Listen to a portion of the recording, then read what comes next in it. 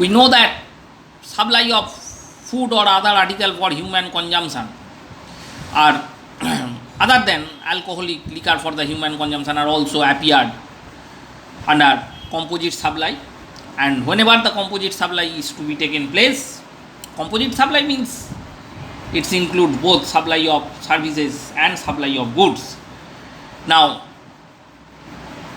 since the supply of foods and other article for human consumption are appeared under the event of composite supply, here it will be taken as supply of services as per Schedule 2 of CGST Act 2017.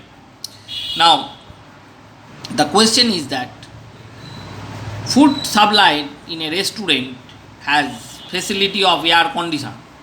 Here total food bill is rupees 1000, service charge. It is not service tax, it is service charge. That means for providing services, restaurant collects service charge at the rate of 10%, which comes to rupees 100. So total bill comes to rupees 1100, and on this total bill, GST is to be imposed, and it will be taken as CGST 9%, SGST 9%. So total bill amount comes to rupees 1298. But here that question was said few years ago. Now,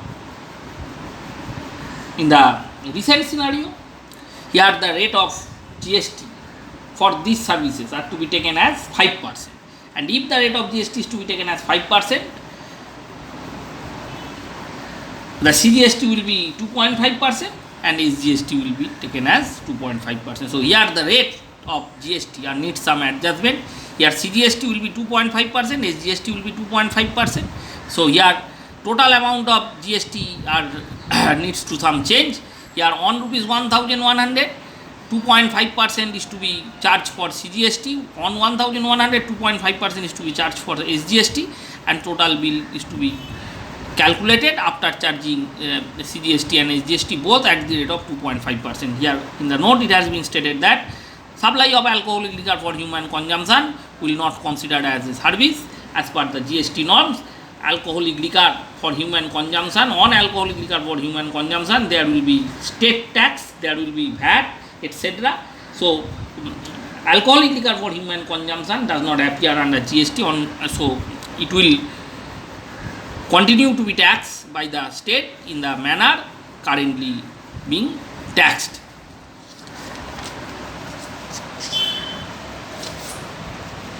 Now, supply of goods by a unincorporated association or body person to a member thereof for cash, deferred payment or other valuable consideration.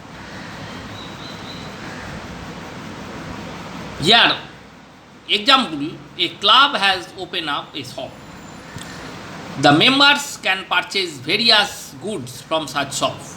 It is to be taken as supply of goods.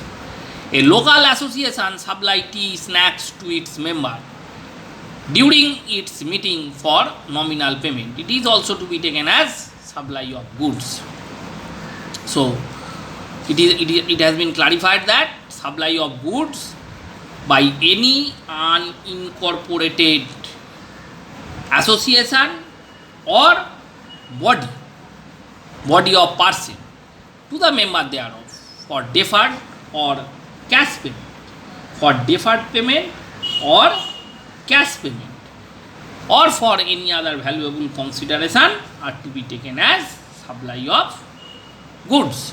And since they are to be taken as supply of goods, on the amount of consideration there will be GST. Now there is a clarification of CBEC on interstate movement of the vehicle.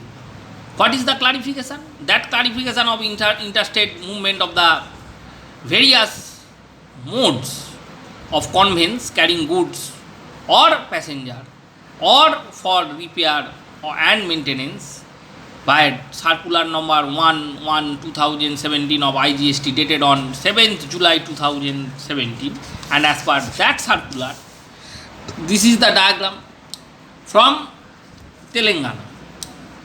In Telangana there is head office. and it is registered. Now here from Telangana, interstate movement of vehicle is made. Here the branch is registered in, branch are also registered, but it is registered under Andhra Pradesh. So here the interstate movement of the vehicles are taken place from Telangana to Andhra Pradesh.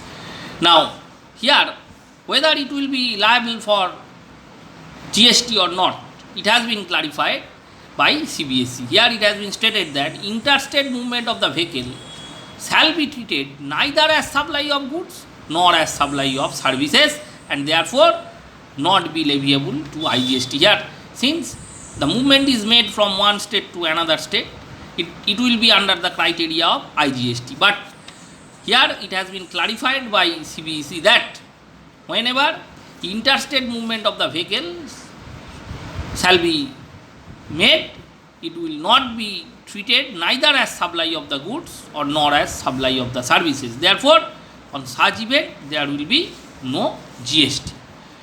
Now here interstate movement of the vehicle are treated as supply. It is meant for further supply. Interstate movement of the vehicle are treated as supply if it is meant for further supply. Now this is the exception. Generally interstate movement of the vehicle are not leviable for GST, but it will not to be taken as supply of services or supply of goods. But whenever it is meant for the further supply, then it will be treated as event of supply. That means when interstate movement of the vehicle are meant for further supply, then they are to be treated as supply. However, applicable CGST, SGST, IGST, as the case may be, shall be leviable on repair and maintenance done on such conveyance. However, applicable CGST, SGST, IGST, as the case may be, shall be leviable on the repair and maintenance done on such vehicle. That means if there is any repairing work that is to be taken place at the time of movement of that vehicles from one state to another state, then on such repair work there will be CGST, SGST or IGST as the case may be. That means at the time of movement of the vehicles from one state to another state, if it needs some repair work, on such repair work there will be GST, either in the form of CGST or SGST or either in the form of IGST as the case may be.